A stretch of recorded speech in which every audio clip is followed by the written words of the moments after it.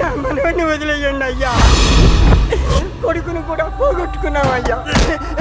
మాకున్న ఈడొక్కడేనయ్యా. ఈడికేదైనా జరిగితే మేము బతకలేమయ్యా. జీవితాంతం నీ బూట్లు ఉడిసి బతుకుతామయ్యా. మాకే పొలాలు వద్దయ్యా. శివ, చూసావా స్వామి, ఈ బిడ్డలు నన్ను ఎంత తప్పుగా అర్థం చేసుకుంటున్నారు. ఇదంతా వీళ్ళ పొలాల కోసం చేస్తున్నాను అనుకుంటున్నారు. చీ చీ చీ చీ. నా బిడ్డలే నన్ను అర్థం చేసుకోలేకపోతే ఇంకెవరు అర్థం చేసుకుంటారు శివ? తప్పు చేశాడయ్యా.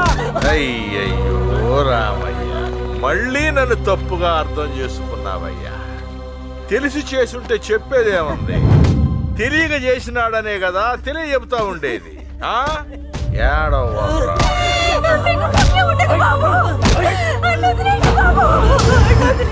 వాడు నీకేనా బిడ్డ? నాకు కూడా బిడ్డలు అంటుండేనమ్మా. అండ్ కొడుతుంటే ఎంత బాధపడుతున్నానో తెలుసా? ఆ బాధ తట్టుకోలేక ఇదిగో పట్ట పగలే మందు కొడుతున్నా, నీళ్లు కూడా కలపకుండా. ఏంటిది? ఆపండి! Stop it! సీను మామ అంత దారుణంగా కొడుతుంటే అందరూ అలా చూస్తున్నారేంటి? వాడు రాక్షసుడమ్మా. రాక్షస సంహారం జరగాలని దేవుడు రావాలి. మామూలు మనుషులు వాడిని ఏం చేయలేరు. అలా అన్ని దేవుడి కోసం వెయిట్ చేస్తూ ఉంటారా? పోలీసులకైనా కంప్లైంట్ చేయాలి కదా. అలా చూడు,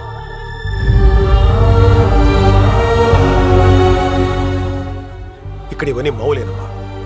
మొదట్లో గుత్త పేరుతో పొలం తీసుకుంటారు, ఆ తర్వాత ఆక్రమించుకుంటారు, తిరిగి వెనక్కి ఇవ్వరు. ఇక పోలీసు విషయం అంటావా, పౌరం ఉన్నవాడు వైపే ఉంటారు. చిన్న కుర్రాడు కదా, ఆవేశంలో వెళ్ళి నక్సలైట్లు కలిశాడు. ఆ విషయం వాళ్ళకి తెలిసిందే, అందుకే ఆ పనిష్మెంట్. వీడికి ఎవడైనా మంచినీళ్ళు ఇచ్చారా? వాడికి ఇదే గతి పడుతుంది. వీళ్ళు నీకు మంచి నీళ్లు కూడా ఇవ్వద్దంటున్నారు బిడ్డ.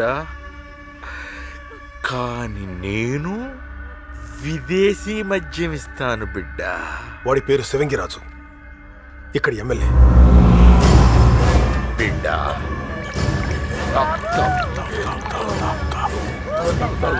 తాగు బిడ్డ, తాగు బిడ్డ.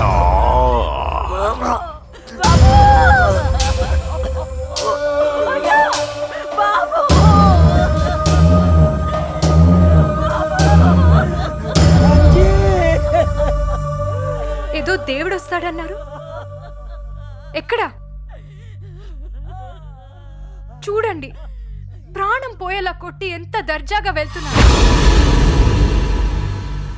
నిజంగా దేవుడనే వాడుంటే ఇలాంటి వాళ్ళని బతకనివ్వడు.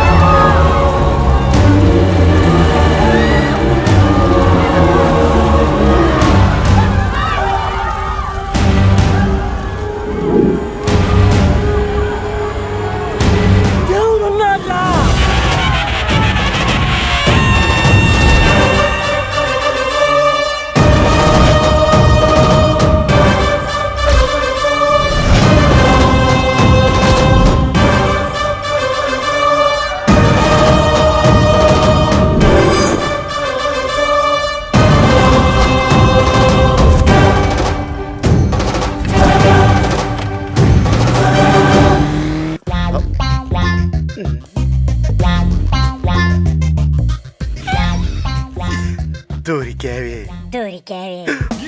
ఓరి బాబోయ్, ఇక్కడి నుంచి నువ్వు తనతో ఉండవు, నాతోనే నువ్వు నేను